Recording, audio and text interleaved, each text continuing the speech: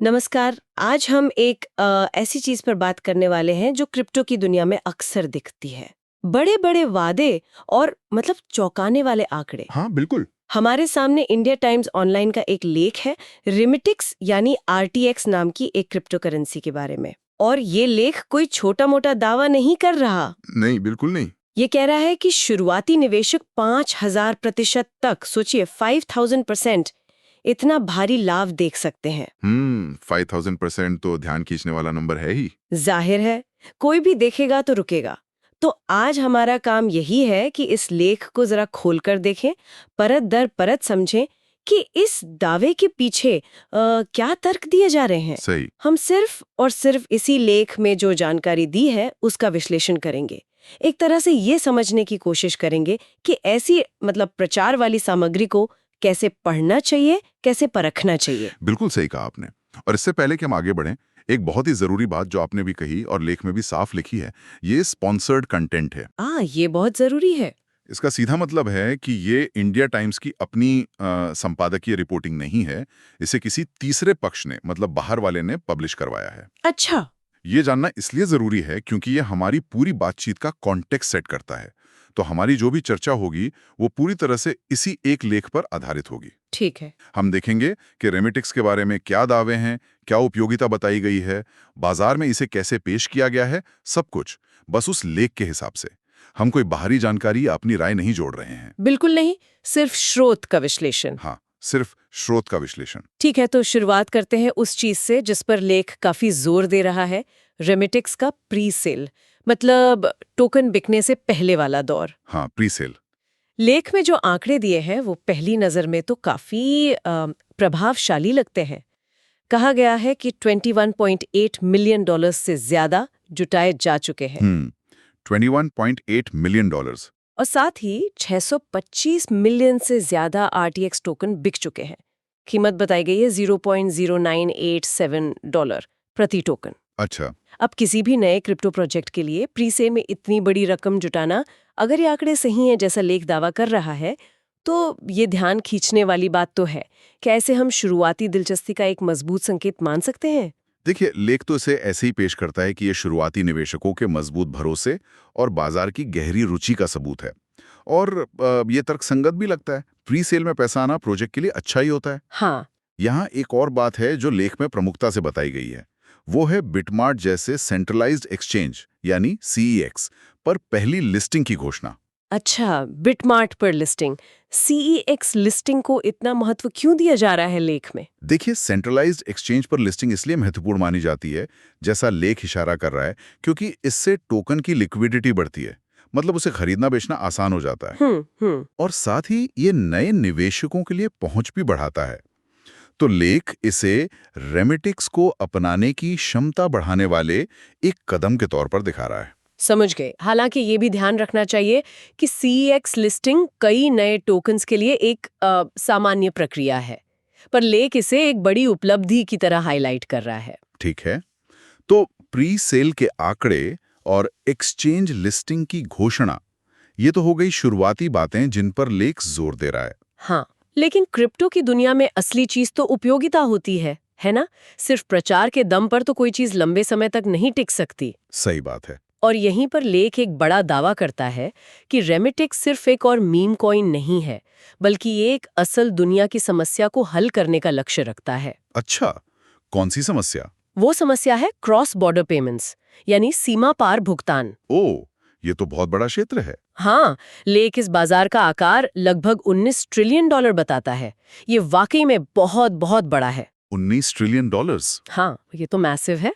तो सवाल यह है कि इस इतने बड़े और जाहिर है जटिल बाजार में रेमिटिक्स क्या अलग करने का प्रस्ताव रख रहा है लेख के मुताबिक? लेख के अनुसार रेमिटिक्स का जो मुख्य आइडिया है वो क्रिप्टो और पारंपरिक बैंकिंग के बीच की जो खाई है उसे पाटना है। जो समाधान वो बता रहे हैं और जिस पर लेख काफी जोर देता है वो है सीधे क्रिप्टो से फियाट में ट्रांसफर की सुविधा। फियाट यानी हमारी सरकारी मुद्रा, जैसे रुपया या डॉलर। क्रिप्टो से सीधा फियाट में? हाँ, सीधा। लेख का तर्क ये है कि अगर ये सिस्टम काम कर गया तो ये क्रिप्टो को रोजमर्रा के लेन देन के बहुत करीब ला सकता है, उसे सिर्फ निवेश या सट्टेबाजी के दायरे से बाहर निकाल सकता है। अच्छा। इसीलिए लेख इसे एक डीफाई यानी डिसेंट्रलाइज्ड फाइनेंस प्रोजेक्ट कह रहा है, जो भुगतान की दिक्कतों पर फोकस कर रहा है। डीफाई का मूल आइडिया ही यही है कि पारंपरिक वित्तीय बिचौलियों को हटाया जाए या कम किया जाए, और लेख रिमिटिक्स को इसी कैटेगरी में रख रहा है। क्रिप्टो से सीधे बैंक खाते में पैसा भेजना, वो भी बिना किसी परंपरागत बिचौलिए के, ये सुनने में तो बड़ा क्रांतिकारी टाइप लगता है। हाँ, लगता तो है। लेकिन ये तकनीकी और रेगुलेटरी रूप से तो बहुत मुश्किल भी होगा। क्या लेख इस बारे में कुछ बताता है कि ये कैसे होगा, या ये बस एक विजन है? ये बहुत अच्छा सवाल है, और सच कहूं तो लेख इस कैसे वाले हिस्से पर ज्यादा डिटेल में नहीं जाता। अच्छा। ये मुख्य रूप से सुविधा के होने का वादा करता है और इसे रेमिटिक्स की मेन ताकत के तौर पर पेश करता है। लेख भविष्य की योजनाओं का जिक्र जरूर करता है, कहता है कि 2025 की तीसरी तिमाही यानी Q3 में एक बीटा वॉलेट लॉन्च करने का प्लान है। हाँ, मैंने भी पढ़ा।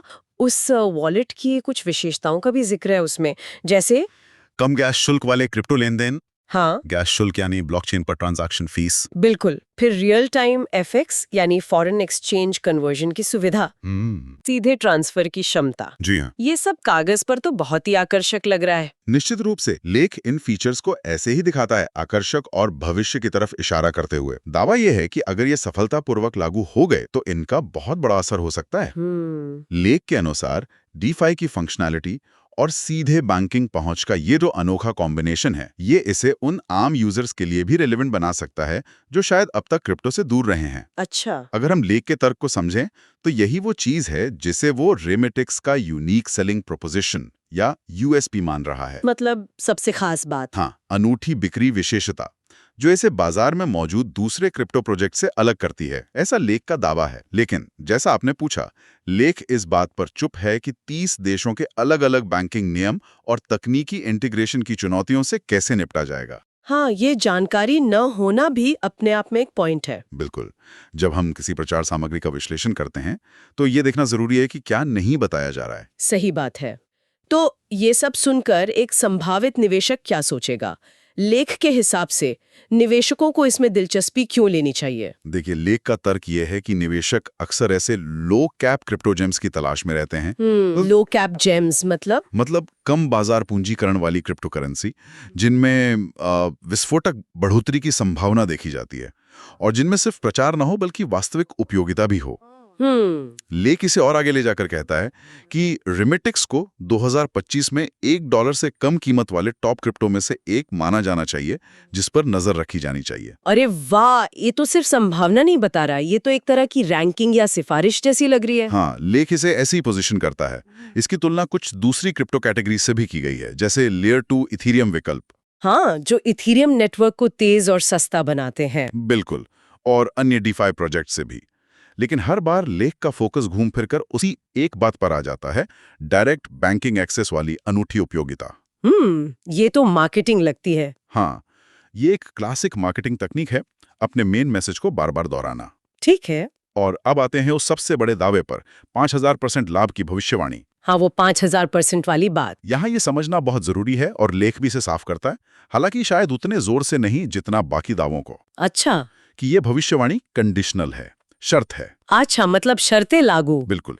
ये इस बात पर निर्भर करती है कि प्रोजेक्ट अपने सभी वादों को पूरा करता है या नहीं। कौन कौन से वादे? लेख के अनुसार इसमें शामिल हैं सफल प्रीसेल, जिसका दावा है कि हो चुका है, बिटमार्ट पर सफल लिस्टिंग और ट्रेडिंग शुरू होना, और सबसे महत्वपूर्ण वादे के अनुसार बीटा वॉलेट का लॉन्च होना और उसका ठीक से काम करना, खासकर वो डायरेक्ट बैंक ट्रांसफर वाली सुविधा। समझ गए।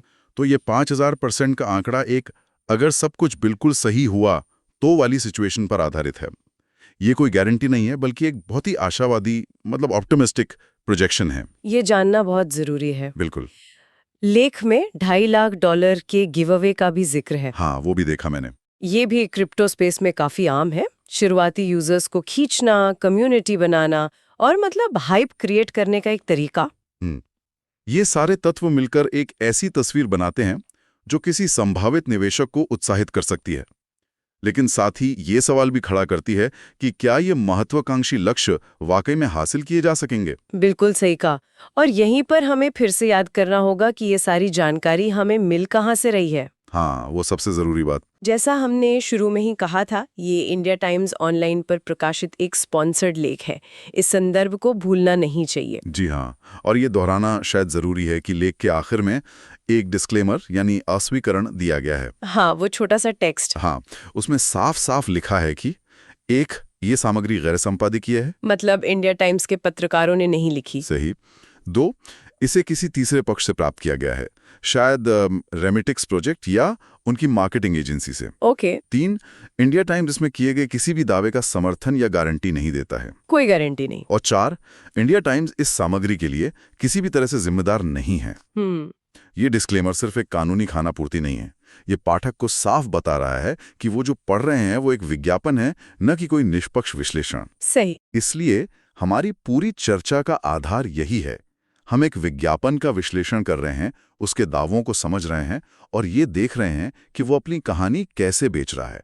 हम किसी दावे का ना तो समर्थन कर रहे हैं न खंडन। हाँ, सिर्फ प्रस्तुत जानकारी को देख रहे हैं। बिल्कुल। तो अगर हम इस लेख के विश्लेषण को समेटे तो रेमिटिक्स की क्या तस्वीर उभरती है इस लेख के अनुसार?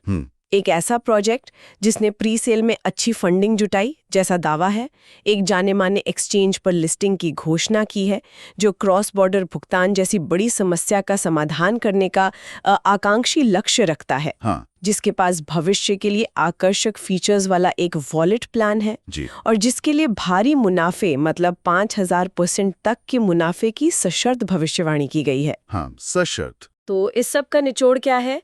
निचोड़ ये है कि ये स्पॉन्सर्ड लेख रेमिटिक्स को एक बेहद संभावनाओं से भरे मतलब अगली बड़ी चीज बनने की क्षमता वाले प्रोजेक्ट के रूप में पेश करने की पूरी कोशिश करता है। बिल्कुल। ये उन सभी पॉइंट्स को हाईलाइट करता है जो निवेशकों को लुभा सकते हैं। बड़ी समस्या का समाधान, तकनीकी इनोवेशन का वादा और जबरदस्त रिटर्न की संभावना। हाँ, लेख का उद्देश्य तो साफ तौर पर ये लगता है।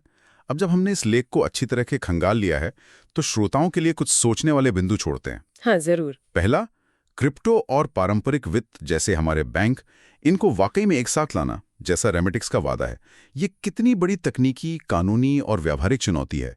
क्या हमारे मौजूदा सिस्टम्स इस तरह के सीधे इंटीग्रेशन के लिए तैयार हैं? इस पर सोचना जरूरी है। ये वाकई बड़ा सवाल है। और दूसरा, जो शायद और भी ज्यादा महत्वपूर्ण है, खासकर इस तरह के लेखों को पढ़ते समय, किसी प्रोजेक्ट की बताई गई उपयोगिता यानी यूटिलिटी और उसके प्रचार यानी हाइप के बीच संतुलन को कैसे समझा जाए। हाँ, ये जानना बहुत मुश्किल हो सकता है। विशेष रूप से स्पॉन्सर्ड कंटेंट में किए गए दावों जैसे कि भारी रिटर्न या क्रांतिकारी तकनीक का मूल्यांकन करते समय कितनी गहराई से छानबीन और स्वतंत्र रिसर्च की जरूरत होती है। क्या सिर्फ एक लेख, खासकर एक प्रायोजित लेख के आधार पर कोई भी नतीजा निकालना समझदारी है? बिल्कुल नहीं। ये सवाल किसी भी नए अवसर, चाहे वो क्रिप्टो में हो या कहीं और, का मूल्यांकन करते समय खुद से पूछना बहुत महत्वपूर्ण है।